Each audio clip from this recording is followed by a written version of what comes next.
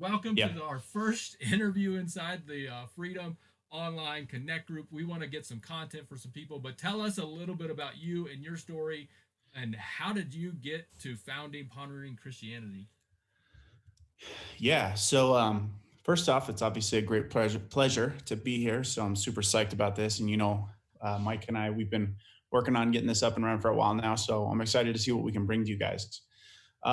So that being said, a little bit about pondering Christianity. So when I grew up as a pastor's son, a minister of, he's a Baptist minister. So you can relate, I'm sure, to more of a stricter form of Christianity. And growing up in a Christian church, I had a Christian lifestyle, but I wasn't necessarily a Christian, or I definitely wasn't a Christian. I went through the practices, but my faith was not in Christianity or God for that matter. So as I began growing up, I had a lot of questions, especially getting into my teenage years in regards to, how come the church is so distant from science? I felt like there was this huge discrepancy between the church's understanding of scientific findings and how they related to the Bible. And it seemed almost like there was this divide of either you had to choose religion or you had to choose science in explaining the world. And, that didn't sit well with me because I really, at the end of the day, I felt like if God is real, if God is out there, then science should be revealing him, not disagreeing with him. If he is the creator of all things, then, you would see that author's mark in all of his work. Um, and so I felt like that distance was there between the church and the evidence. And obviously it led me to really grow to dislike the church. And it was a largely, it started as an intellectual decision, and then became an emotional one. So it transitioned over a period of time from, I think that the church doesn't have this right, to, okay, now I think this is just all indoctrination and I don't believe any of it. And so became an atheist. And during my 6 year time in the military, there was a lot of experiences I had that shaped my view of the world and kind of opened my eyes up to a lot of different things. I mean, for example, I was under the understanding that, good people didn't exist unless they were Christians. And so obviously I was meeting a bunch of people who weren't Christians. And I'm like, oh, well, look, this proves that Christianity is wrong. There's good people outside of the faith. Yeah, yeah. Um, and so that started to kind of like erode away further at what I was taught.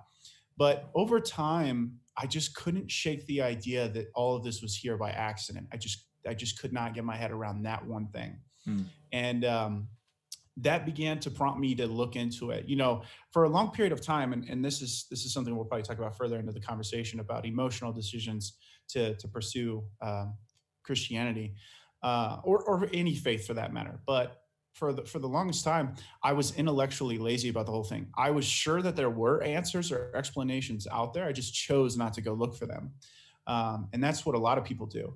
So when I finally kind of got fed up with that, because I'm a very theoretical type person. Um, so for me, understanding something completely as much as I possibly can is a huge piece for me, like actually getting into something. So I really enjoy theoretical stuff. So for me, I was like, okay, I'm not going to be lazy about this anymore. I'm going to see if there are in fact some explanations for these questions. And that's when I was introduced to Christian apologetics, like William Lane Craig, Frank Turk, Ravi Zacharias, Josh McDowell, Gary Habermas, Lee Strobel. I mean, the list goes on and on. Hugh Ross, Stephen Meyer, and just began to really see that there was 100% answers for biological, cosmological, human consciousness, morality, sociological answers. And it just took a little bit of looking. That's all it took. And a lot of people are just lazy. And Yeah. go ahead. What were you Hey, going to say, well, man? yeah. No, I wanna ask a question because you said, hey, you grew up as a Christian, and Yeah. then saw some things, experienced some things, and it made you question. And then eventually Yeah. you like turn to say, nope, I'm not. I'm an atheist. I Yeah. don't even believe in God Yeah. now. What brought you back? Was there a crisis moment? Was there a, maybe it was a series of things, but what was that? And I love how you mentioned, like, there was always this idea of, I couldn't shake just being here by accident, but was there a Yeah. moment that you pivoted for you in that? Um, no, not. I know for some people there's an experience moment that's like that's the tipping point, but for me, it's like C.S. Lewis describes it as like waking up or falling asleep. You're not really sure when it happens; you just know it happened. So that's kind of the best way I can describe it for you is that it was kind of like I was asleep and then decided to wake up, and I didn't know the exact moment, but I just felt more and more suddenly aware of certain things, and suddenly like the explanations that I had for how the world was and the way that it worked began to unravel. And again, like I said, I'm a very theoretical person, and so the way that I view reality plays a large role in what I think is right, wrong, and how I should live my life. And so if I don't have a foundation on which to build, I don't really have a whole lot else I can do, because I'm suddenly in this free fall mode of what's right, what's wrong, what's the point of life, is it relationships, is it money, is it influence, is it power, is it politics, like you suddenly don't know which direction to go with your time and your energy and your skills. And that's kind of where I was at is, in the military I was like, well, if God doesn't exist and we're all just here by accident, now what? Like it leaves Yeah. you with this question of like, what is important if that is in fact the way the world works. um, and so that's really what thrust me into looking further into it. And once I got a hold of it, I just couldn't stop drinking it. I couldn't stop consuming it because of it was answering so many questions. And there was always a part of me, like even at my worst moments in atheism, which is ironic, I was more of a theist. I wasn't as much of an atheist, but I was more of a theist in the sense of I believed in what was called an architect, which is essentially you don't put a name on it. It's very deism. You don't put a name to God. He doesn't have any personal touch or anything. It's just basically like there's a creator and that's it. So there was something, but you weren't ready to attach the label God to it. Right, And right. but if someone were to ask you, uh, in a sense, do you believe in God or whatever, you would kind of just held up the atheism hand and say, Yeah. no, I don't. Yeah, I think I floated between deism and atheism for a period of time. So there would have been times where you'd be like, "Do you believe in God?" And I would be like, "No." And then there would have been times where you'd be like, "Do you believe in God?" And I'd be like, "It depends on your definition." Yeah, yeah. So it would have floated between the two. Okay. I wanna ask. This is, I think, for what we're dealing with now with coronavirus, and we're Yeah, all the whole world has just changed. yeah, And I think whether you're a person of faith or if you're watching this and you're not, maybe you resonate more with what Charlie was saying and where he was at as an atheist, or maybe it's just kind of this thin slice of deism, but not ready to quite call it God. Like, um, maybe put yourself in their shoes, Charlie, and what are what are some of the questions that they're asking right now, or how are they potentially, I mean, how are they potentially dealing with this, or if there is no creator, then how do we handle coronavirus? I don't know. What's your thoughts on that?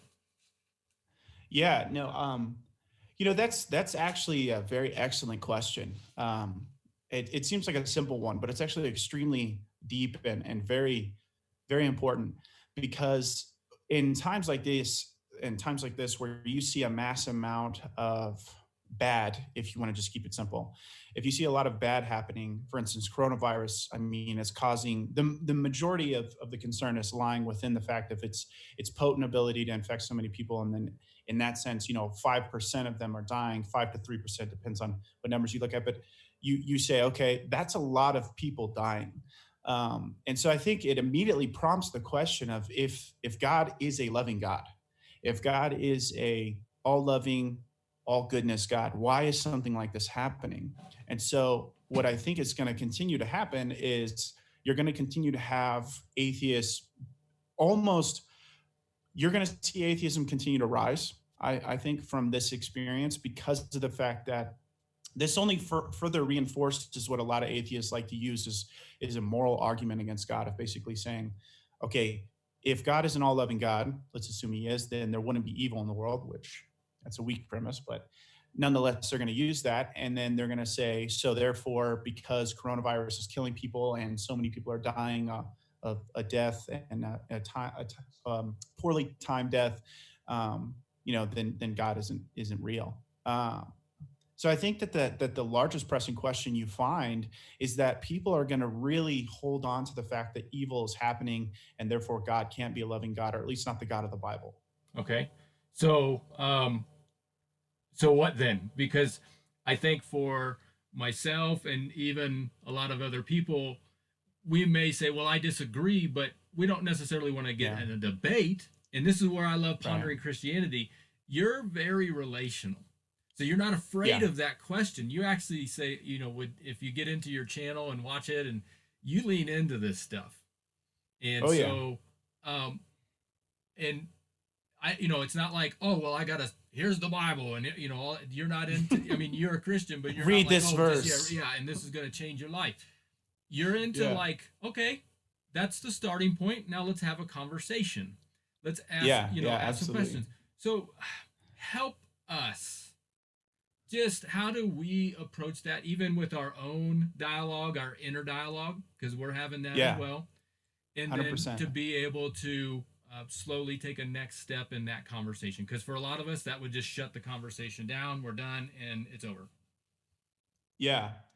Um, so I think it's really, really important, to be as curious as you possibly can about someone's position.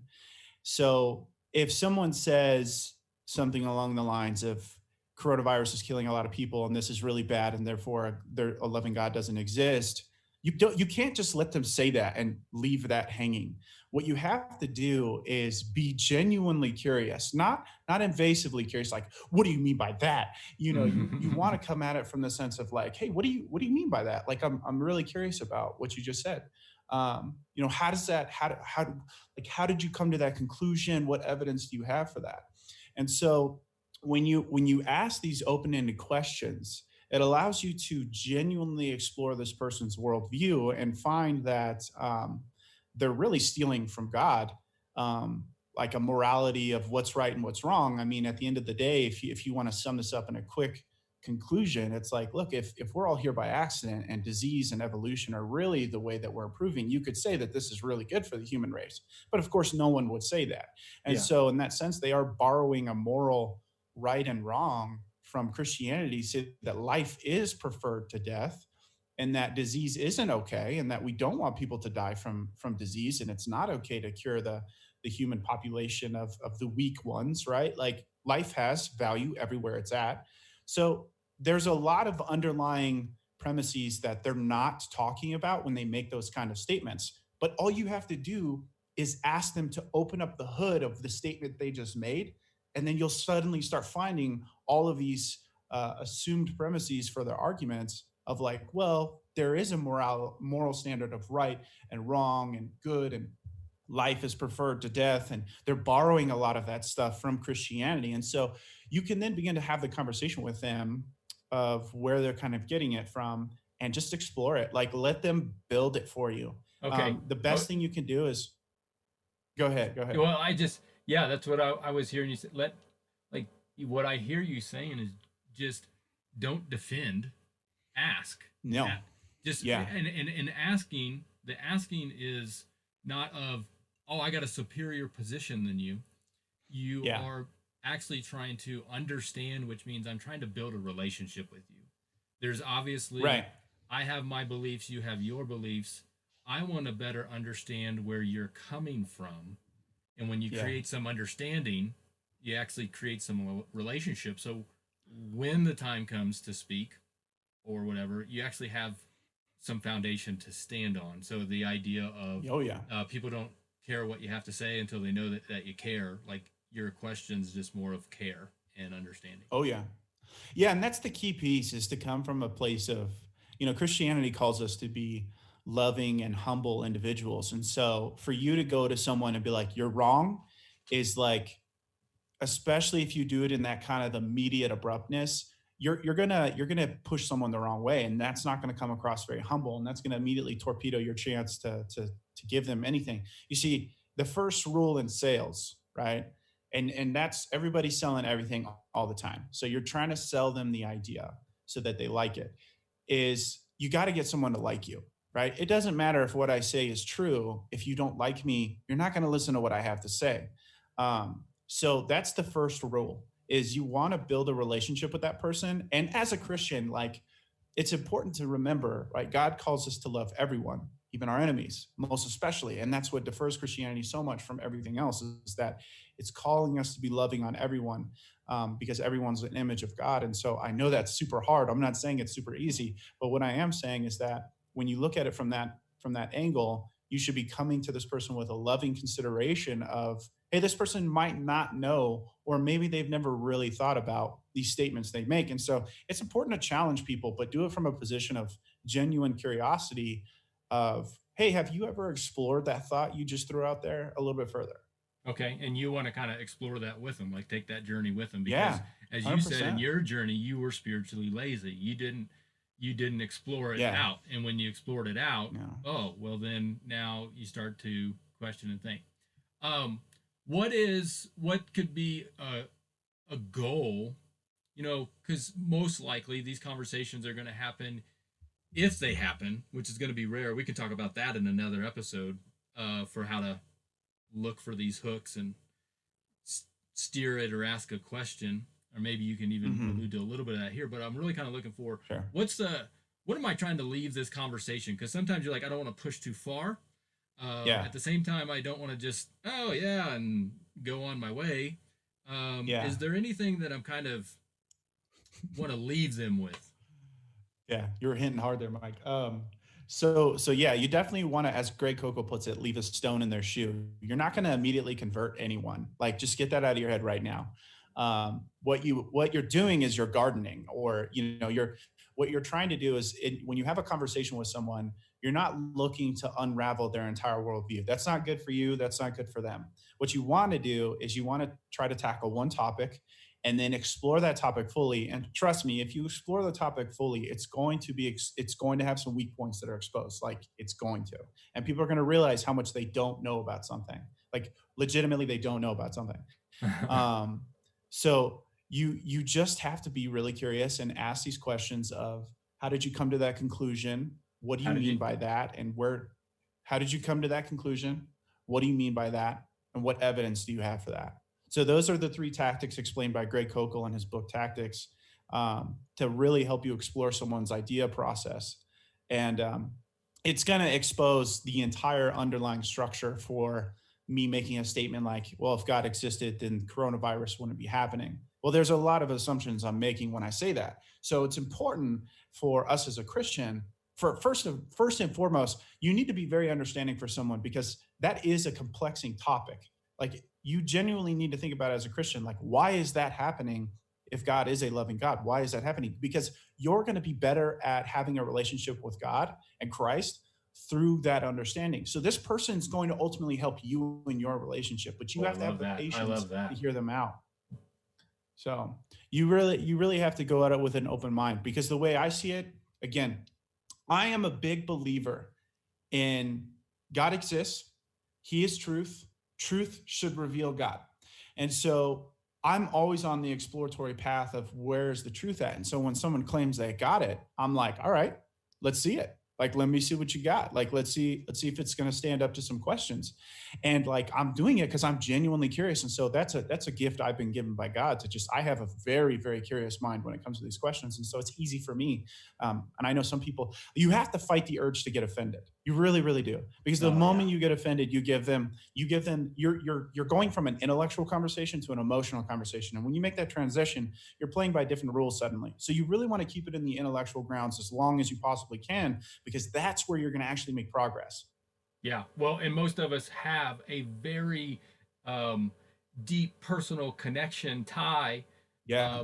to our faith, whether we Hmm. are Christians and we're like, I'm emotionally attached to this, or hey, I'm an atheist. There's probably some emotional attachment that caused you to go in that direction, which is why it sparks so much energy and Yeah. passion in these things, which you are um, not afraid to jump into. But I've seen your videos, and I've seen comments that come along the way, and they're not all Mm. positive. They're not all favorable. Nope. It is, just the No. fact. you mentioned something, and nothing is a controversial statement, but when you mention God or truth, woo, Yeah. passions go high, and Yeah. so Oh yeah. you're you're big on trying to maintain those emotions, which I love.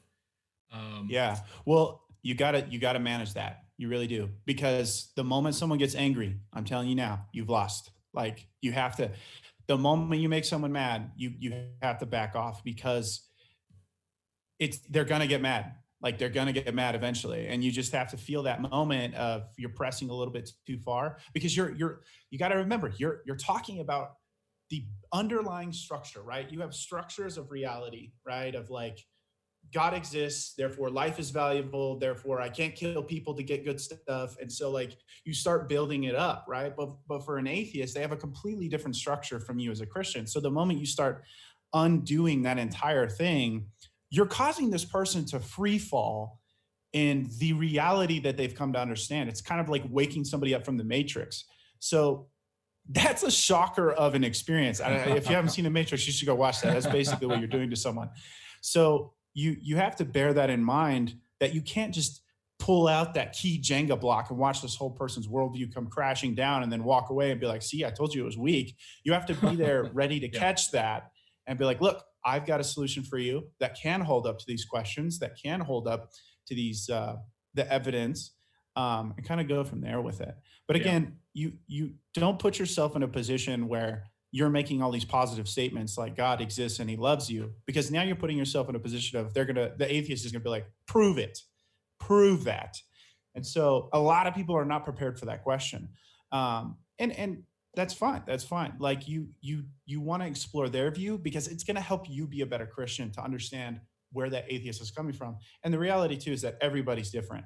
Like I've never met two atheists that have the same set of beliefs. I've never met two Buddhists that really have the same set of beliefs, honestly. So mhm, you just have to be exploratory, like you have to be exploring them because you need to get the lay of the land before you start making statements. And yeah, generally people really, really like talking. It's like you were asking me, Mike, like, how do I get into these conversations? Well, turns out people really like talking about this stuff.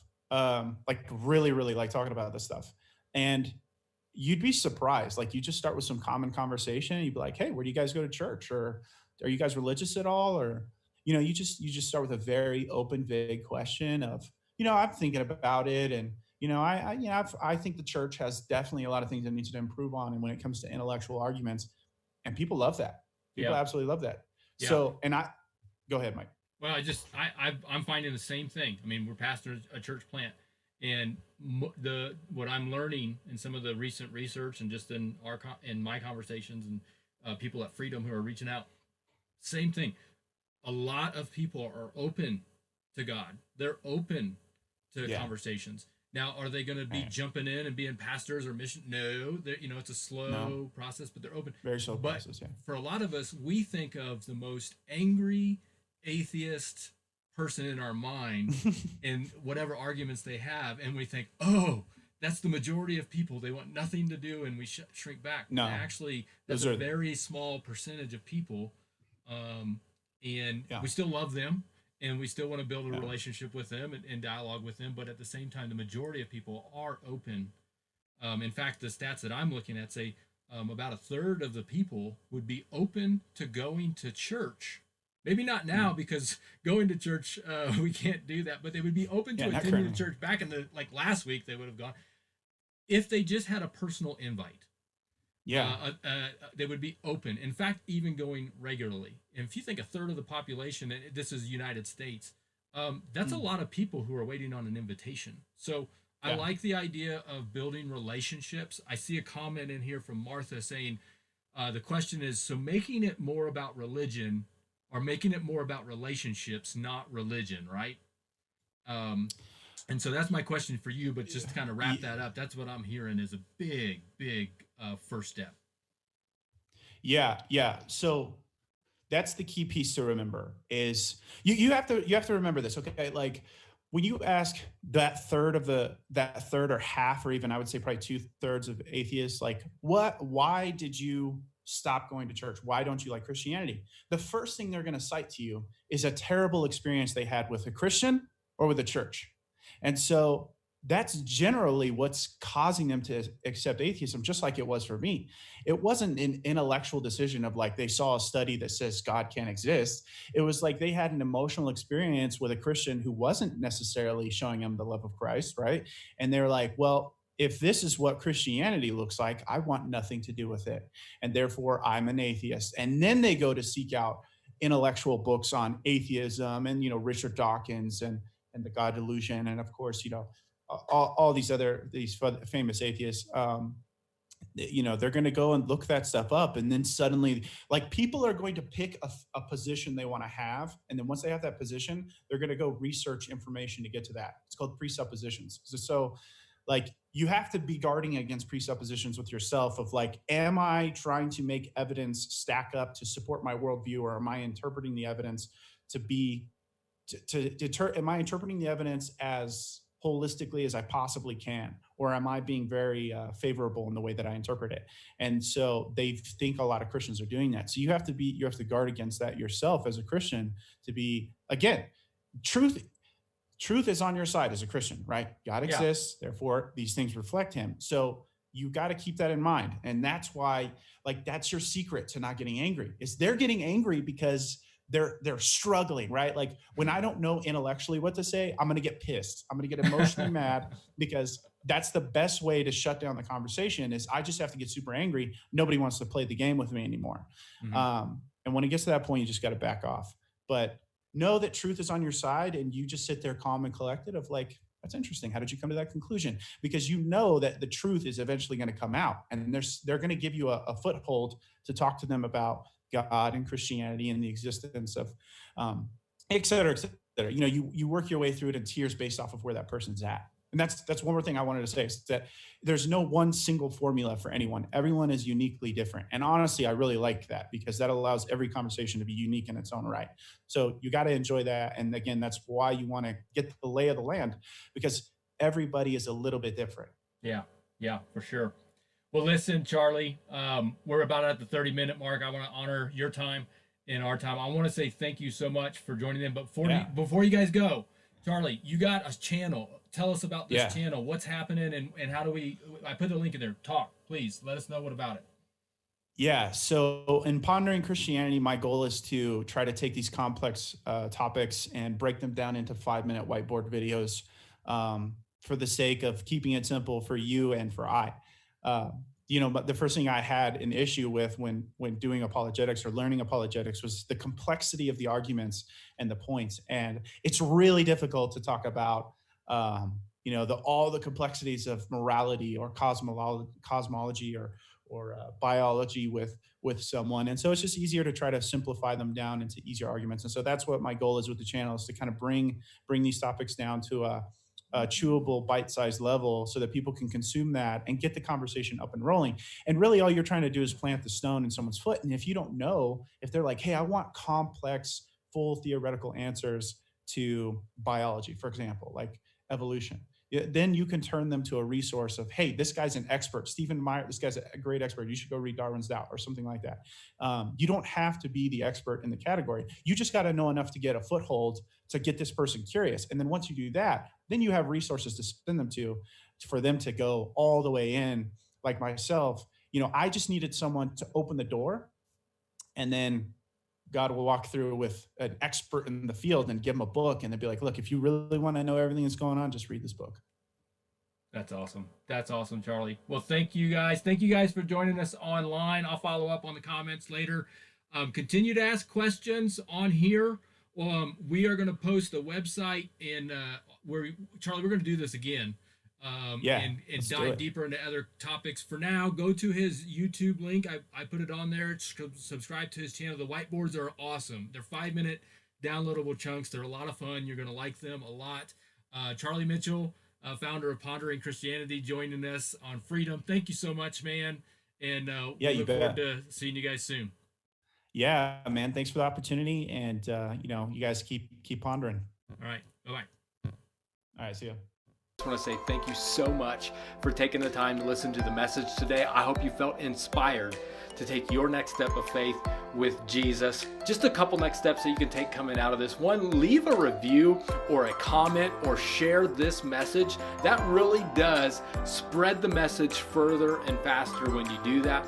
Secondly, if there's a next step that you need to take coming out of this, head on over to our website, click Get Involved, and let us know exactly how you can take your next step. We would love to partner with you in that. And finally, if you have been impacted in a positive way through our ministries, or your family has been impacted in a positive way through our ministries, go on over to our website and click Give. And if you want to partner with us financially, that would be huge in getting the message of Jesus out through our ministries. Thank you again for stopping by the podcast. Have a wonderful week.